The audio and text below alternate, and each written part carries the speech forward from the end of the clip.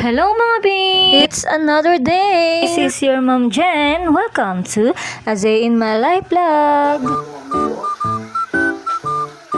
Hello mga B!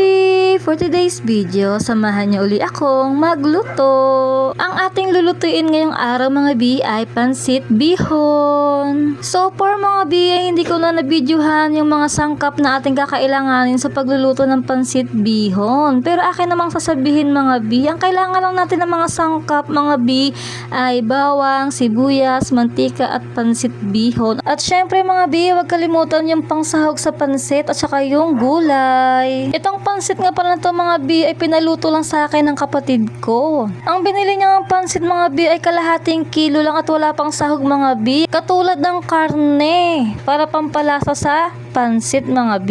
Pero ox na yun mga B, gawa na lang natin ang paraan. Kaya naman nagisa na ako ng bawang at sibuyas mga B at naglagay na rin ako ng tubig ng sabaw nito mga B. At nilagay ko na nga rin yung Knorr cube shrimp. 2 piraso yung nilagay natin mga B. 2 Knorr cube na shrimp mga B para lasang-lasa mo B kahit walang sahog ng karne mga B. Pagkalagay nga natin ng Knorr cubes mga B ay inantay lang natin kumulutong pinapakulo natin na tubig na may sangkap na mga B na nilagyan natin ng betchin, saka ng toyo at yung Knorr cubes na pampalasa. At saka nang kumulo nga ito mga B ay saka natin nilagay yung pansit bihon. At nagantay nga tayo ng ilang minuto dito mga B para maluto na yung pansit at lumambot nga yung bihon. At syempre para mawala na nga rin yung sabaw, ito nga mga B, pagka ganyan na itsura mga B, unti na lang yung sabaw ay ilalagay na natin yung gulay. Pagkalagay nga natin ng gulay mga B, ay saka natin to hahaluin para lumambot din syempre yung gulay mga B. At naglagay na nga rin ako dito mga B ng pamintang durog at saka ng magic sarap para mas lumasa talaga to mga B, lalo't wala nga itong karneng sahog mga B. At dahil nga may kaunting sabaw pa siya mga B, hindi ko pa pinatay yung kalan. Hinayaan ko muna siyang maluto ng maluto dyan sa kalan mga B at mawala yung sabaw ng pansit mga B.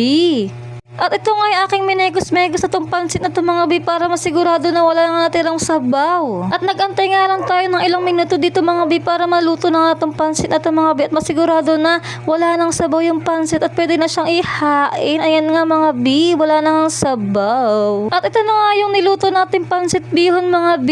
Sa wakas tapos na rin at ito nga yung aking titikman na mga B. Pero in fairness mga B, kahit walang sahog na karne, sobrang sarap itong niluto natin pansit mga B. So sobrang sarap nga mga B, makakalimutan mo yung pangalan mo. Kaya nga ilang subo pa nga ito ang aking ginawa mga B kasi nga sobrang sarap ng aking niluto. Sa mga gustong gumawa o magluto ng pansit mga B na walang sahog ay pwede nyo lang ilagay dito yung Knorr cube shrimp mga B, pampalasa yun mga B. So, kahit gulay lang mga B, sakalam na mga B. Sobrang sarap nga talaga ng pansit na ito mga B. At kung nagustuhan mo nga itong video mga B, huwag kalimutan mag-iwan ng like, share, and follow mo na rin ang aking page mga B. At more videos pa sana mga B at more luto pa mga B. Sana may budget. Hanggang dito na lang itong video mga B. Salamat!